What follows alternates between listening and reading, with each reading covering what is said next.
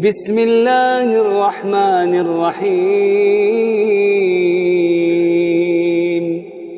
Kemudian Bapak Ibu yang dirahmati Allah Subhanahu wa taala, yang berikutnya amal yang sangat dianjurkan itu adalah kurban. Kemarin sudah sekilas kita singgung ya, kurban ya. Kalau haji sudah jelas Pak ya.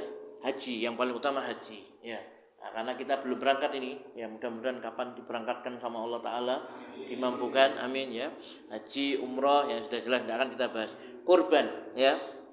Kemarin itu sudah kita singgung ya, kita bahas tentang kurban. Yang jelas hukum kurban ini antara dua, wajib dan sunnah muakkadah. Mayoritas ulama berpendapat sunnah muakkadah. Kalau Imam Abu Hanifah, Imam Hanafi itu berpendapat bahwasanya kurban itu wajib ya. Dalilnya sama, fasholli li rabbika wanhar, maka dirikanlah sholat karena Tuhanmu dan berkurbanlah ya. Inna a'toinakal kausar, sesungguhnya Allah telah memberikan nikmat yang sangat banyak kepadamu. Fasholli li rabbika, maka dirikanlah sholat karena Tuhanmu, wanhar, dan berkurbanlah. Nah itu ya.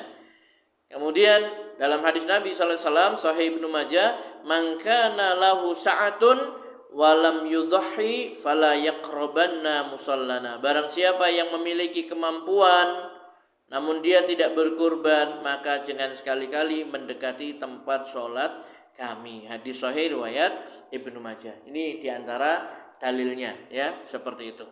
Nah, Bapak Ibu yang dirahmati Allah Subhanahu wa taala, kemudian sering muncul pertanyaan ya, kurban itu boleh enggak kita ngorbankan untuk orang tua kita yang sudah meninggal? Sering Pak muncul pertanyaan begitu ya. Boleh enggak kita kurban? Ini bapak saya meninggal nih. Kasihan bapak saya dulu belum pernah berkurban. Ya. Kemudian ada yang bilang dulu pernah berpesan kepada saya, "Lin, kok aku ati kurban, boleh kurbankan." Ada yang berwasiat, ada yang tidak ya. Boleh apa enggak? Boleh berkurban? Ya. Yang jelas ada dua pendapat. Ada yang membolehkan, ada yang tidak membolehkan ya. Ada yang membolehkan secara mutlak ya. Dan ada yang membolehkan dengan catatan ada wasiat tadi itu. Ya. Ada yang membolehkan secara mutlak, ada wasiat atau tidak ada wasiat boleh anak berkorban untuk orang tuanya. Ya. Ada yang berpendapat kalau ada wasiat dia berkorban, kalau tidak boleh. Ya. Nah baik. Nah biasanya kita ini sering terbalik. Ya. Mayoritas di Indonesia ini mazhabnya kan Syafi'i ya. Nah, justru malah mazhab yang kuat dari Syafi'i itu tidak boleh korban itu untuk orang tua itu yang sudah meninggal ya. Tapi kalau menurut Hambali, Malik, Hanafi itu malah tidak apa-apa. Ya. Imam Nawawi rahimahullah berkata tidak sah kurban untuk orang lain selain dengan izinnya, dan tidak sah pula kurban untuk mayit apabila ia tidak memberikan wasiat untuk kurban tersebut. Lihat tadi yang pendapat ini. Boleh kalau ada wasiat. Ya. Tapi tetangga saya itu dulu begini, Pak. Tetangga saya itu ada yang meninggal dunia, ya. Sebelumnya dia sudah nyiapkan kalau dia mau kurban. Ya, tapi dia sakit keras sudah. Dia berpesan sama anaknya, "Saya sudah nyiapkan kambing untuk kurban, nanti kalau saya meninggal dikurban." Meninggal dulu, meninggal kebetulan maksudnya. Bukan gorowan maksudnya, meninggal betulan orang ini ya. Akhirnya anaknya tadi berkorban untuk si ayah. Kenapa? Ada wasiat tadi itu. Dia berwasiat, "Aku golek ya, meskipun aku meninggal nanti tetap ya dikorbankan kambing ini ya, korban wasiat." Nah ini boleh. Imam Nawawi mengatakan apa? Tidak sah korban untuk orang lain selain dengan izinnya. Nah, dan tidak sah pula korban untuk mayit kalau ia tidak memberi wasiat untuk korban. Dalilnya adalah wa an laisa lil insani illa ma sa'a. Nah, ini terkenal ini ya, surat An-Najm ya.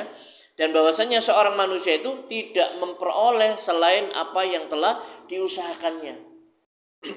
Kemudian juga ya disebutkan tidak boleh kurban untuk diniatkan atas nama mayit menurut pendapat yang paling kuat dari pendapat ulama Syafi'iyah.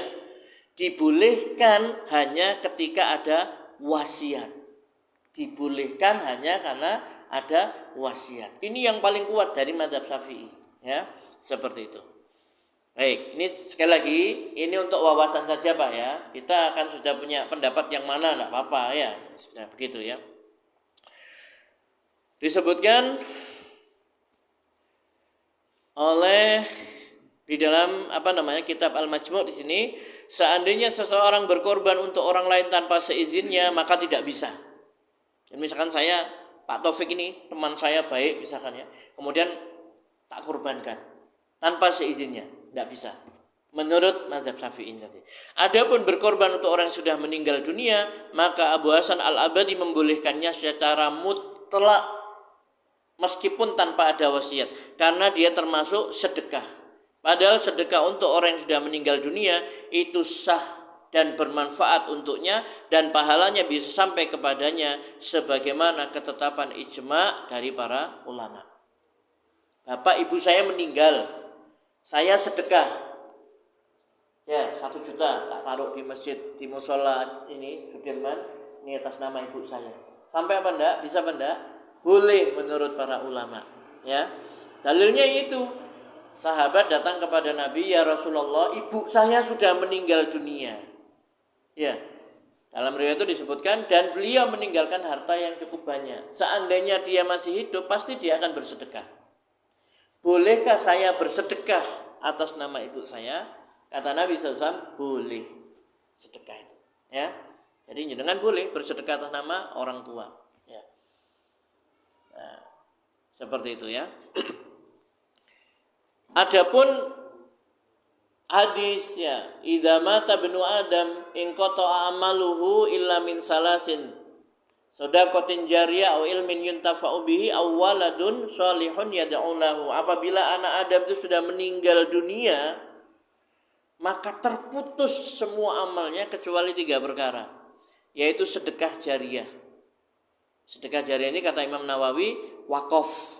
Ya, wakaf seperti orang mewakafkan masjid atau mewakafkan mushaf Al-Qur'an ditaruh di masjid, maka selama itu digunakan tetap dia mendapatkan.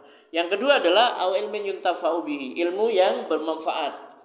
Kemudian awwaladun shalihun yad'u lahu, atau anak soleh yang mendoakannya, anak soleh yang mendoakan orang tuanya. Tetapi dijelaskan para ulama, bukan hanya doanya saja anak soleh itu yang mengalir kepada orang tuanya, tapi setiap kebaikan yang dikerjakan oleh anak itu sholat, anak itu puasa, anak itu bersedekah, anak itu orang tuanya dapat. Kenapa? Kata Nabi, karena anak itu adalah hasil usaha orang tuanya. Kita ini hasil usaha siapa Pak? Ada Pak? Hasil usaha orang tua.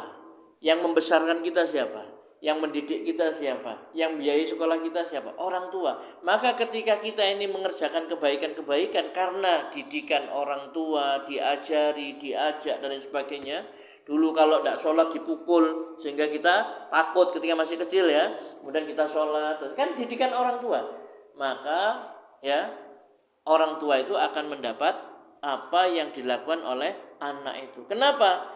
Anak itu hasil usahanya. Ya, kalau tadi an-najm itu kan wa an laisa lil insan illa ma sa'a. Manusia itu tidak akan mendapat kecuali apa yang dia usahakan. Betul. Betul memang manusia. Orang kalau bekerja, dia akan mendapatkan upah. Kalau dia tidak bekerja, ya tidak mendapatkan upah, ya. Sama, pahala itu juga begitu. Kalau dia itu melakukan ketika di masa hidupnya mungkin amal jariyah, mungkin dia itu mengajarkan ilmu yang bermanfaat, atau itu hasil usaha dia sampai. Termasuk juga anaknya, ya, seperti itu. Baik, kita lanjutkan lagi ya. Kemudian pendapat mayoritas, ya, mayoritas ulama mazhab ya disebutkan, adapun apabila orang yang telah meninggal dunia belum pernah berwasiat untuk berkorban, kemudian ahli waris ya atau orang lain menunaikan korban orang yang telah meninggal dunia tersebut dari hartanya sendiri, maka menurut pendapat dalam mazhab Hanafiyah, Malikiyah dan Hambali memperbolehkannya. Hanya saja menurut mazhab Malikiyah boleh tapi makruh. Madzhab Maliki, ya.